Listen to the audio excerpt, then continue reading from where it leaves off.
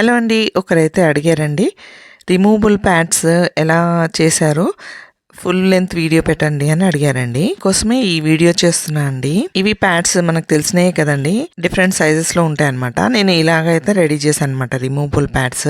Blouses కే pods కుట్టినప్పుడు అండి, అది మనము స్ట్రైట్ గా మడత పెట్టి పెట్టినప్పుడు అవి స్ట్రైట్ అయిపోతాయి అనమాట. అందు గురించి వీటిని కూడా అండి మనము ఇలాంటి బిర్యానీ ఆర్డర్ చేసినప్పుడు వచ్చిన బాక్సెస్ ఉంటాయి కదా, అలాంటి బాక్స్ లో స్టోర్ చేసి పెట్టుకోవాలన్నమాట. ఇవి రెడీమేడ్ బ్లౌజ్ అండి.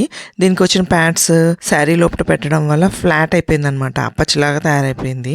అయితే ఇవి తీసేయలేమండి, కానీ మనం తయారు చేసుకునేవి ఏంటంటే రిమూవబుల్ ప్యాడ్స్ అనమాట. అంటే మనకు అవసరమైనప్పుడు ఇన్నర్ వేసుకోవచ్చు, లేదు అంటే ప్యాడెడ్ వేసుకోవాలనుకున్నప్పుడు ప్యాడెడ్ వేసుకోవచ్చు అనమాట. వీటితో పాటు కుట్టేస్తాయంటే మనము తీయడానికి ఉండదు. అవి షేప్ అవుట్ అయిపోయినా కూడా మనం ఇంకేం చేయలేని పరిస్థితి ఉంటుందన్నమాట. మనకి 2 ప్యాడ్స్కి సరిపడా స్క్వేర్గా 2 పీసెస్ కట్ చేసుకోవాలండి క్లాత్ని. అలా గుంటగా వస్తుంది కాబట్టి మనము క్లాత్ని గుంటగా పెట్టి అక్కడ 2 ఆల్ పిన్స్ పెట్టాలండి సెంటర్ పాయింట్లో.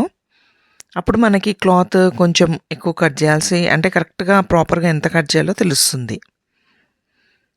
లేదంటే సరిపోదన్నమాట క్లాత్. మనం స్ట్రైట్గా కట్ చేసి రౌండ్గా తీసుకున్నాం అనుకోండి, తప్పుపోతుంది అనమాట. అందు గురించి ఇలా గుంటలో మనం ఆల్ పిన్ పెట్టి కట్ చేసుకోవాలండి. ఇప్పుడు కట్ చేసిన పీస్ని మనము ఇలా మార్క్ చేసుకుని ఆల్ పిన్స్తో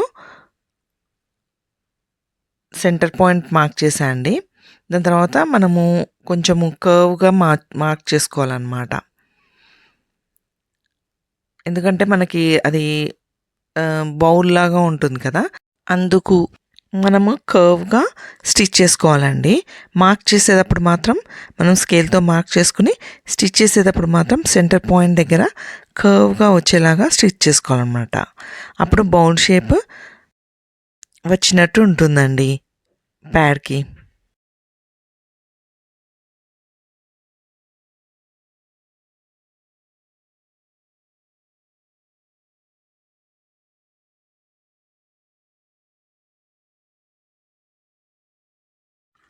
రెండు క్లాత్స్కి ఇలాగా మన కర్వ్ షేప్లో వచ్చేలాగా మార్క్ చేసుకుని స్టిచ్ చేసుకోవాలండి.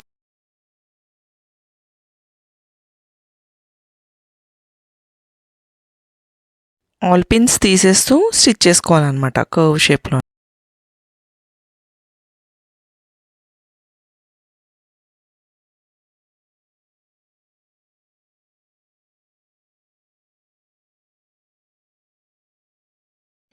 అలా కుట్టేశాక అండి క్లాత్ని నీట్గా కట్ చేసుకోవాలండి.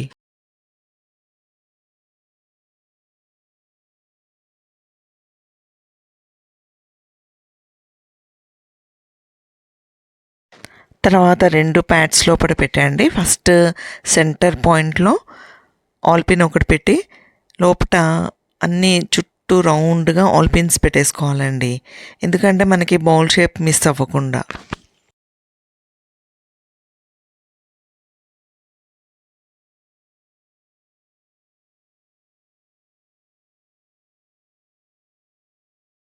బ్యాక్ సైడ్ తిప్పినప్పుడు మనకి ప్యాడ్ ఇలా కనిపిస్తుందండి. ఇప్పుడు మనము సర్క్యులర్ షేప్ వచ్చేలాగా ఇలా కట్ చేసుకోవాలన్నమాట.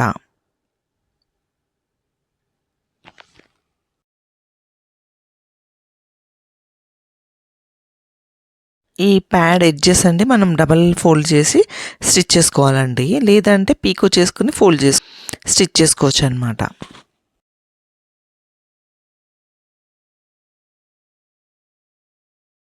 సెంటర్ పాయింట్లో ఒక స్టిచ్ చేయాలండి కదలకుండా, లేదు అంటే ఆ బౌల్ షేప్లో ఒక స్టిచ్ చేసుకోవచ్చు అనమాట.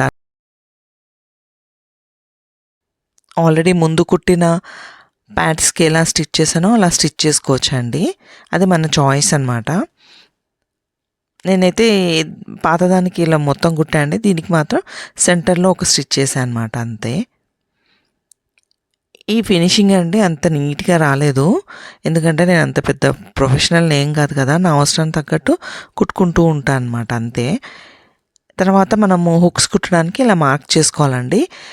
ఎన్ని ప్యాడ్స్ కుట్టుకున్నా మన కోసము కుట్టుకున్నాము అంటే సేమ్ మార్కింగ్ చేసుకుని సేమ్గా పెట్టుకోవాలన్నమాట. అంటే బ్లౌజ్కి కుట్టే కాజాలకి కరెక్ట్గా సరిపోతుంది. లేదు అంటే మిస్ మ్యాచ్ అవుతాయి అన్నమాట. కాజాలు అవి వేరే అయిపోతాయండి. అందుగురించి సేమ్ మార్క్ చేసుకోవాలన్నమాట. నేను ఈ 2 బ్లౌజెస్కి అయితే ఇలా కాజాలు కుట్టానండి. తర్వాత ఇలా పెట్టానన్నమాట. హుక్స్ ప్యాడ్స్కి కుట్టాను కాబట్టి ఆ హుక్స్ ఈ కాజాలకు పెట్టేశాను అనమాట. ఇలా పెట్టేశాక అండి ఫ్రంట్ మనకి ప్రిన్సెస్ కట్ ప్యాడెడ్ లుక్ వచ్చేస్తుంది అనమాట. ఇలా నీట్గా. నా బ్లౌజెస్ అంత నీట్గా ఏం ఫినిషింగ్ ఉండదండి, ఎందుకంటే నేనే కుట్టుకుంటా కాబట్టి. ఇలా ఎన్ని బ్లౌజెస్ కన్నా పెట్టుకోవచ్చు అండి. నేనైతే రెండింటికి ప్రెజెంట్ కుట్టాను. చూడండి ఇలా నీట్గా వస్తుంది అనమాట షేప్. తర్వాత వాష్ చేసేటప్పుడు తీసేయచ్చండి. మనకి ఇన్నర్ వేసినప్పుడు కూడా తీసేయచ్చు. ఇన్నర్ వేయనప్పుడు మనం ఈ ప్యాడ్తోనే మేనేజ్ చేసుకోవచ్చు అనమాట. ఈ వీడియో కనుక నచ్చితే ఒక లైక్ చేయండి. థ్యాంక్స్ ఫర్ వాచింగ్ అండి.